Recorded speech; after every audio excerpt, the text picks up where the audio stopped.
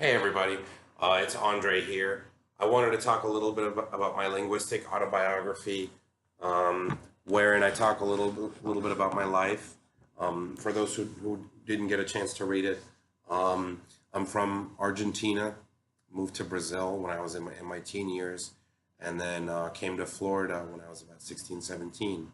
And throughout all that time, I was put in social situations where there was no choice but to learn the target language of the place I was living in. So I want to talk about one of the major factors that I think contributes to language development. And there's an article that I have here that I kind of want to do a few references to and kind of expand upon. The article is titled Examining Effects of Poverty, Maternal Depression, and Child Self-Regulation Abilities on Development of Language and Cognition in Early Childhood, an early Head Start perspective. And basically, the article talks about how approximately 1 in 4 children in the U.S. and 1 in 2 children worldwide live in poverty. And children that live in economically disadvantaged environments often begin school with fewer basic academic and socioeconomic skills. So, I don't come from a very wealthy family, but we weren't too poor either. But the important underlying factor in my language development was that my parents and my family created a home environment in which I felt safe and okay to speak certain languages with them. And they created how would I say this? Created stability. You don't necessarily need to have a lot of money or a little bit of money to create stability. It's more the attitude that you project on a young child.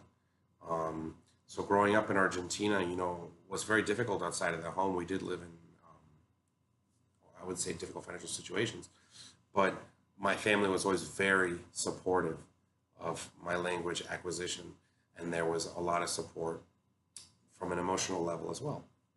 And I think that emotional perspective is where language really gets developed in self-expression. I like to say that learning different languages gives you the ability to add different colors to the palette with which you express yourself. So, what does that mean? That there's certain expressions that I think of in Spanish that just enter my mind that are part of my inner dialogue.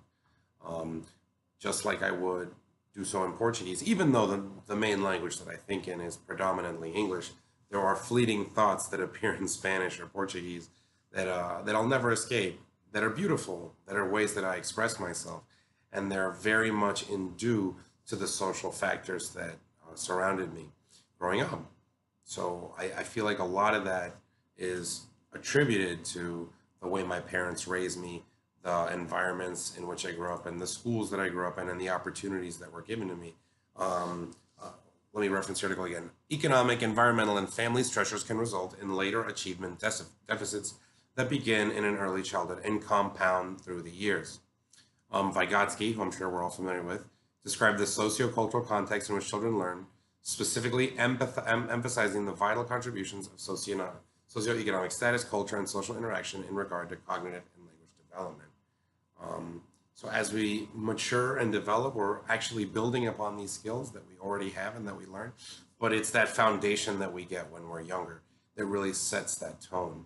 So yeah, that's that's just me talking a little bit more about these topics. I'm interested in hearing what you have to say about them, and if you thought they were interesting, if you thought they were holes in my logic, please feel free to comment. Have a great weekend and enjoy spring break.